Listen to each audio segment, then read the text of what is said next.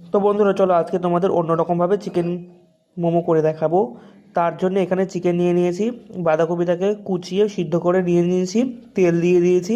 তেলের মধ্যে রসুন, আদা, লঙ্কা আর পেঁয়াজ সবগুলোকে কিমা করে অল্প তেলে ভেজে নেবো এবার কিছুক্ষণ।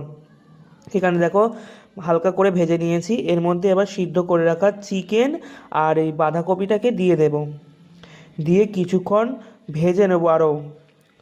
এইখানে দেখো আমি ভালোভাবে নেড়েচেড়ে ভেজে নিচ্ছি।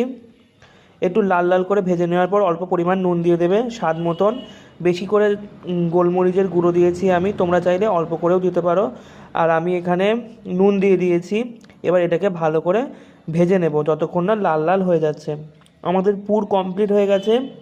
ময়দাটাকে বেলে নিয়েছি, লেচি কেটে নিয়েছি, নিয়ে দেখো এইরকমভাবে মোমোর কিন্তু আমরা অনেক কটা শেপ দিয়ে নিয়েছি। তোমরা তোমাদের মতন মোমোর শেপ দেবে।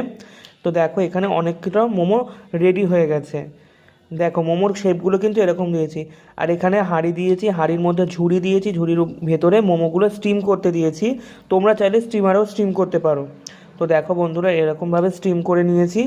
আর এটা দেখতে কিন্তু খুবই সুন্দর হয়েছে, খেতে কেমন হয় সেটাই তোমাদেরকে বলবো। চলো এদিকে দেখো মোমোটা পুরো একদম রেডি।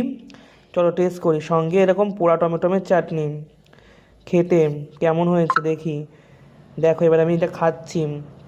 খেতে যা দারুণ হয়েছে, একদম ওয়াও যেটাকে বলা হয়, খুব ভালো হয়েছে।